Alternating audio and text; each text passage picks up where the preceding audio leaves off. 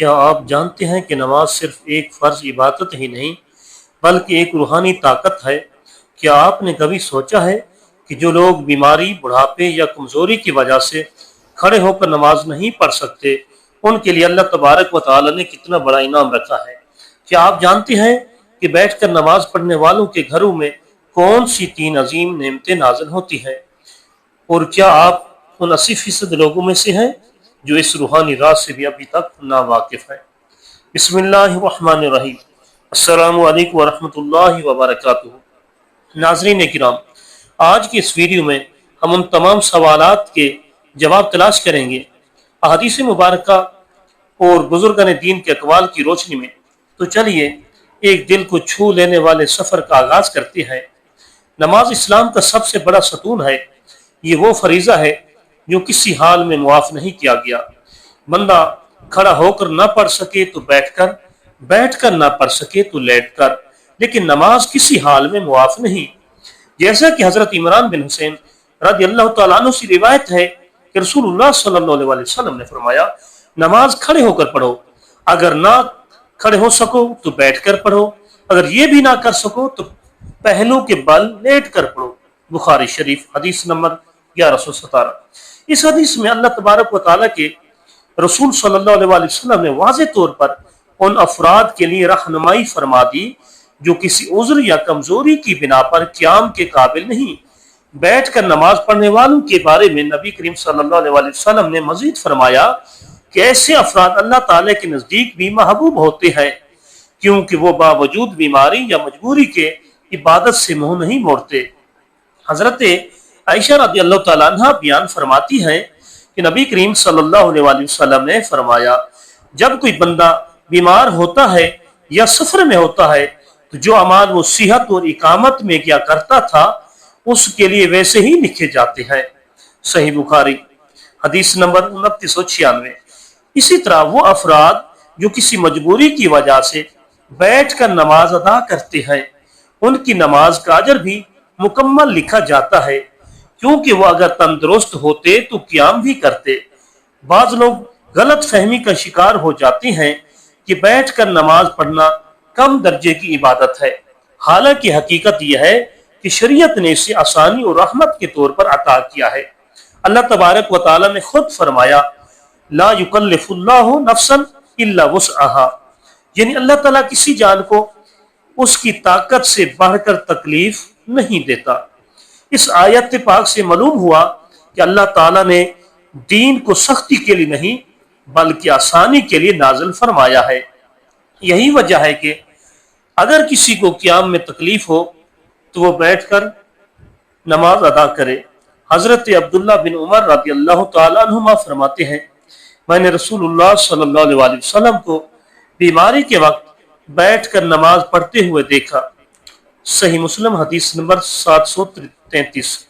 یہ بات بھی قابل ذکر ہے کہ نبی کریم صلی اللہ علیہ وسلم نے بعض مواقع پر صحابہ کرام کو بیٹھ کر نماز پڑھنے کی اجازت دی، مثلا جب وہ زخمی ہوتے یا تھکن محسوس کرتے۔ بعض روایت کے مطابق نبی کریم صلی اللہ علیہ وسلم نے فرمایا کہ جو بندہ بیٹھ کر نماز پڑھتا ہے اس کا آدھا اجر ہے، لیکن وہ اس صورت میں جب وہ بغیر کسی مجبوری کے بیٹھے، جیسے کہ حدیث پاک ہے کہ کھڑے ہو کر نماز پڑھنے والا بیٹھے ہوئے سے افضل ہے اور بیٹھا ہوا لیٹے ہوئے سے افضل ہے۔ سنن ابی داؤد حدیث نمبر 952۔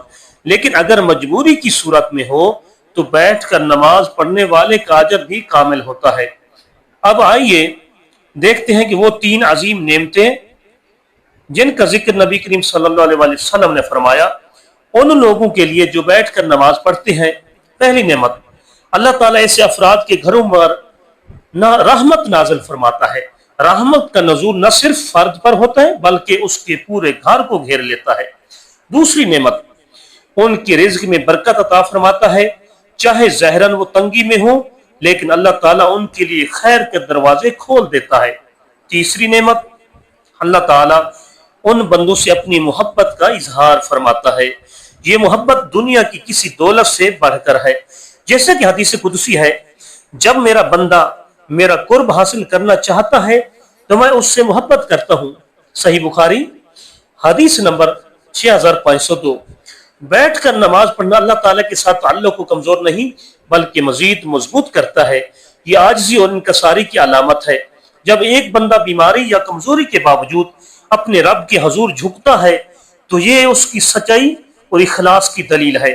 हजरत हसन बसरी रहमतुल्लाह अलैह फरमाते हैं, अल्लाह तबारक व तआला के नजदीक सबसे महबूब वो बंदा है जो आजमाइश में भी शुक्रगुजार हो और इबादत को ना छोड़े। उलमा किराम फरमाते हैं कि बैठ कर नमाज पढ़ने वालों के लिए शरीयत में आसानी है, लेकिन ये आसानी उनके लिए अजीम फजीलत का सबब भी है। इमाम इब्न तैमिया फरमाते हैं, अल्लाह ताला ने दीन में सहूलत रखी है और ये सहूलत उसके कुर्ब का जरिया है, ना कि पीछे हटने का बहाना। आज की दुनिया में बहुत से लोग इस बात से बेखबर हैं कि बैठकर नमाज पढ़ना भी अल्लाह ताला के नजदीक न सिर्फ जायज बल्कि महबूब अमल है। 80% लोग इस हकीकत से वाकिफ नहीं कि जब वो बीमारी या बुढ़ापे की वजह से क्याम नहीं कर सकते तब भी वो अल्लाह ताला के दरबार से महरूम नहीं होते बल्कि वो उसके और करीब हो जाते हैं। अगर आपके घर में कोई बीमार, बुजुर्ग या कमजोर शख्स है तो उन्हें ये बातें जरूर बताएं, उनके दिल में ये एहसास पैदा करें कि वो अल्लाह ताला से दूर नहीं बल्कि करीब हैं। अगर हम ये पैगाम दूसरों तक पहुंचाएं तो ये खुद एक सदका जारिया बन सकता है। लिहाजा इस पैगाम को फैलाएं ताकि हर बंदा नमाज की अहमियत को समझे और उससे जुड़े।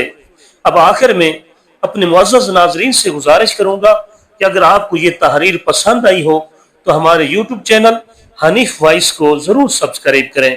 हनीफ वॉइस एक ऐसा इस्लामी चैनल है जहां आपको कुरान और हदीस, इस्लामी मालूमात, जिंदगी के मसाइल का हल शरीयत की रोशनी में मिलता है। हम कोशिश करते हैं कि आपको दीन इस्लाम के वो पहलू दिखाएं जिनसे आपका दिल भी नरम हो और अमल की रग़बत भी पैदा हो। बेल आइकन जरूर दबाएं ताकि हमारी हर नई वीडियो फौरन आप तक पहुंचे और आप दीन से मजीद करीब हों।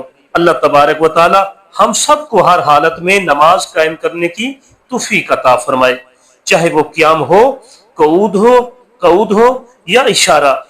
अल्लाह ताला हमें अपनी इबादत में इखलास अता फरमाए। आमीन सुम्मा आमीन। खुदा हाफिज।